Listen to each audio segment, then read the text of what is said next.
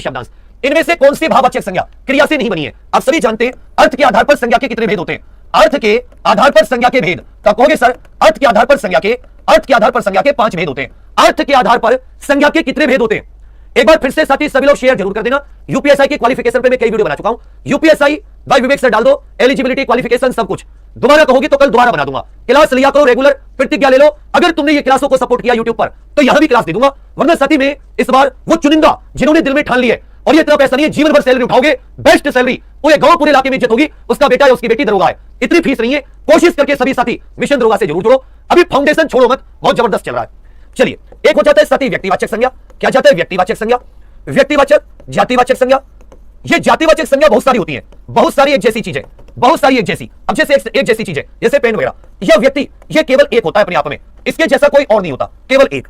तीसरा होता है साथी समूहवाचक, जिन चीजों की पहचान समूह में होती है, जैसे कक्षा, सभा, परिवार, गुच्छा, भीड़, झुंड, इनकी पहचान कैसे होती है? ग्रुप में होती है ना। जिन चीजों को साथी नापा तोला जा सकता है उन्हें द्रव्यवाचक कह देते हैं। उन्हें क्या कह देते हैं? द्रव्यवाचक। जैसे लकड़ी, कोयला, सोना, चांदी, लकड़ी, कोयला, सोना, चांदी। और पांचवी आ जाती है भाववाचक, गुण, दोष, दशा, अवस्था। भाववाचक संज्ञाएं जातिवाचक से भी बनती है, जैसे बच्चा से बचपन, लड़का से लड़कपन।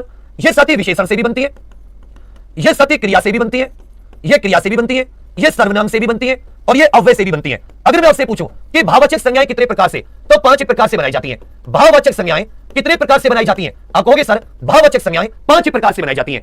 भाववाचक संज्ञाएं कितने प्रकार से? भाववाचक संज्ञाएं 5 प्रकार से बनाई जाती हैं। कई क्रिया से नहीं बनी। पढ़ना क्रिया होती है, पढ़ना से पढ़ाई, लड़ना भी एक काम है, गतिविधि है, लड़ना से लड़ाई, कमाना भी तो एक काम है, कमाना भी तो एक काम है, कमाई। ये तीनों क्रिया से बनी है। लेकिन भला बुरा क्या है? ये विशेषण होता है। तो ये किससे बनी है? ये साथी विशेषण से बनी है। याद रखिएगा, जो सी वाला ऑप्शन है भलाई, ये विशेषण से बनी है। भलाई, बुराई, मिठास, ये सब क्या है? ये विशेषण से बनी भाववाचक संज्ञाएं। 15 का उत्तर सी आपका बिल्कुल सही है।